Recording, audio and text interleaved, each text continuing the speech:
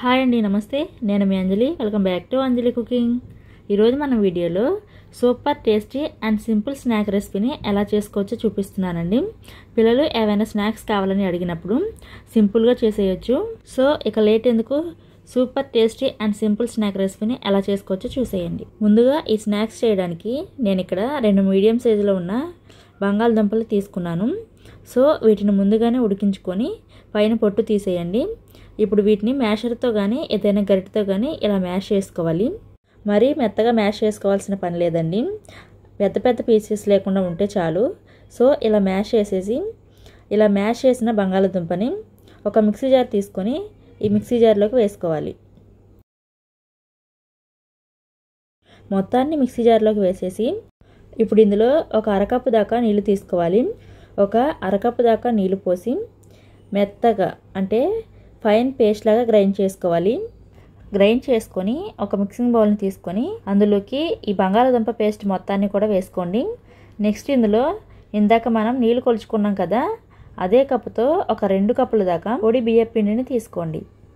అలాగే సేమ్ అదే కప్పుతో ఒక అరకప్పు దాకా కార్న్ఫ్లవర్ తీసుకోండి. నెక్స్ట్ ఇందులోనే ఒక 1/2 టీ స్పూన్ దాకా ఉప్పు వేసుకోండి.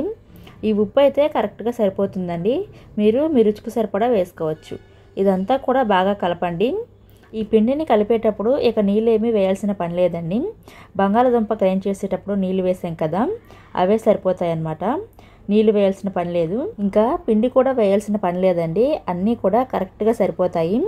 పిండి కలిపిన తర్వాత చూడండి, కన్సిస్టెన్సీ అనేది ఇలా ఉండాలి. ఒకవేళ మీకు పిండి లూజ్గా అనిపిస్తే ఇంకాస్త పిండి వేసి ఇలా రెడీ చేసుకోండి. ఇప్పుడు ఈ పిండి ముద్దని 4 పిండి ముద్దలుగా డివైడ్ చేసుకోవాలి. 4 ముద్దలుగా డివైడ్ చేశాక ఇప్పుడు ఇందులో నుండి ఒక పిండి ముద్ద తీసుకొని మిగిలినవి ఆరిపోకుండా పైన మూతతో కవర్ చేసి పక్కన ఉంచండి. పక్కన పెట్టేసిన తర్వాత ఇప్పుడు చపాతీ పీట పైన కానీ చాపింగ్ బోర్డు పైన కానీ కొద్దిగా పిండి చల్లుకొని ఇలా చపాతీలాగా రోల్ చేసుకోవాలి. మధ్య మధ్యలో పిండి చల్లుకుంటూ చేసుకోండి. మరీ పల్చగా రోల్ చేయకూడదండి, అలానే మరీ మందంగా కూడా రోల్ చేయకూడదు, మీడియంగా రోల్ చేసుకోవాలి. సో చూసారు కదా, ఈ విధంగా రోల్ చేసుకోవాలన్నమాట. ఇలా రోల్ చేసుకున్న తర్వాత ఇక్కడ నేను ఎలాగైతే కటర్తో కట్ చేసుకుంటున్నానో సేమ్ మీరు కూడా ఇదే విధంగా కట్ చేసుకోండి. ఒకవేళ ఇలాంటిది మీ దగ్గర లేకపోతే వీటి లింకు ట్యాగ్ చేస్తానండి, ఒకసారి చెక్ చేయండి. ఇలా కటర్తో కట్ చేసుకొని తర్వాత మిగిలిన ఎడ్జెస్ అన్నింటినీ కూడా పక్కకు తీసేయండి. మిగిలిన ఎడ్జెస్తో మళ్ళీ ఇలా రోల్ చేసుకొని కట్ చేసుకోవచ్చండి. సో ఈ పిండిని పక్కన పెట్టేసి వీటిపైన ఫోర్క్ స్పూన్తో ఇక్కడ నేను చూపిస్తున్న విధంగా హోల్స్ చేసుకోవాలి. అంటే ఇలా హోల్స్ చేయడం వల్ల చూడటానికి చాలా బాగుంటాయి, పిల్లలకు కూడా బాగా నచ్చుతాయి అన్నమాట. ఇలా హోల్స్ చేసేసి ఇప్పుడు వీటన్నింటినీ కూడా ఒక ప్లేట్లోకి తీసుకోండి. సేమ్ ఇదే విధంగా మనం 3 పిండి ముద్దల్ని పక్కన ఉంచుకున్నాం కదా, అవి కూడా ఇదే విధంగా రెడీ చేసుకోవాలి. ఇప్పుడు వీటిని ఫ్రై చేసుకోవడానికి స్టవ్ ఆన్ చేసి అడుగు మందంగా ఉండే కడాయిని స్టవ్ మీద పెట్టి డీప్ ఫ్రైకి సరిపడా ఆయిల్ పోసి వేడి చేసుకోవాలి. ఆయిల్ వేడయ్యాక మనం తయారు చేసుకున్న చిప్స్ని ఆయిల్లో నిదానంగా ఒక్కొక్కటిగా వేసుకొని ఫ్రై చేసుకోవాలి. మీరు తీసుకున్న కడాయి సైజు ఆయిల్ని బట్టి చిప్స్ వేసి మీడియం టు హై ఫ్లేమ్లో ఫ్రై చేసుకోవాలి. అన్ని చిప్స్ ఈవెన్గా ఫ్రై అవ్వడానికి ఇలా గరిటెతో చిప్స్ని కదుపుతూ అటు ఇటు తిప్పుతూ ఉండండి. అన్ని చిప్స్ కూడా సమానంగా ఫ్రై అవుతాయి. అండ్ ఈ చిప్స్ని మరీ ఎర్రగా అయ్యేదాకా ఫ్రై చేయకూడదండి, ఇలా లైట్ గోల్డెన్ షేడ్లోకి వచ్చేదాకా ఫ్రై చేసుకోవాలి. సో ఇప్పుడు నేను మీకు చూపిస్తాను చూడండి. ఈ రంగులోకి రాగానే వెంటనే ఆయిల్లో నుండి తీసేయండి. ఎక్స్ట్రా ఆయిల్ని డ్రైన్ చేసేసి ఒక బౌల్లోకి తీసుకోండి. సేమ్ ఇదే విధంగా మిగిలిన చిప్స్ని కూడా బ్యాచెస్ వైజ్గా వేసుకుంటూ ఫ్రై చేసుకోవాలి. ఫ్రై అయిన వాటన్నింటినీ కూడా ఇలా ఒక బౌల్లోకి తీసుకోండి. ఇప్పుడు ఈ చిప్స్ మరింత రుచిగా మారటానికి మసాలా ఒకటి తయారు చేసుకోవాలండి. అది ఎలా తయారు చేసుకోవాలో ఇప్పుడు నేను మీకు చూపిస్తాను చూడండి.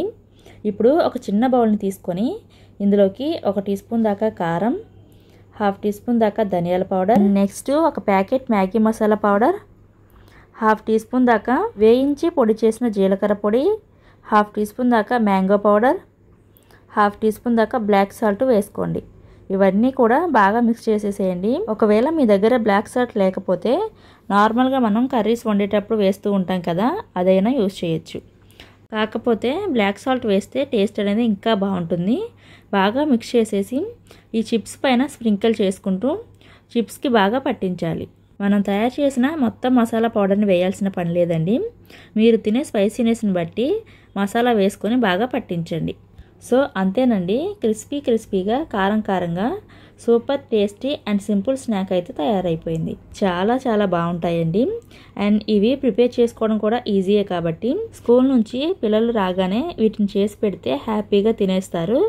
అండ్ ఇవి ఈవినింగ్ టీ టైం కూడా బెస్ట్ స్నాక్ అన్నమాట. ఇవి ఒకసారి ప్రిపేర్ చేసుకొని డబ్బాలో స్టోర్ చేసుకున్నారనుకోండి, 15 రోజుల పాటు ఫ్రెష్గా ఉంటాయండి. పిల్లలు స్నాక్స్ ఎప్పుడు అడిగితే అప్పుడు సర్వ్ చేసేయచ్చు. మరి ఇక లేట్ ఎందుకు, నచ్చితే మీరు కూడా ట్రై చేసేయండి. అండ్ ఈ వీడియో నచ్చితే ఒక లైక్ చేయండి. ఈ వీడియోను మీ ఫ్రెండ్స్ అండ్ ఫ్యామిలీకి షేర్ చేయండి. మా ఛానల్ సబ్స్క్రైబ్ చేసుకోండి. Thank you for watching.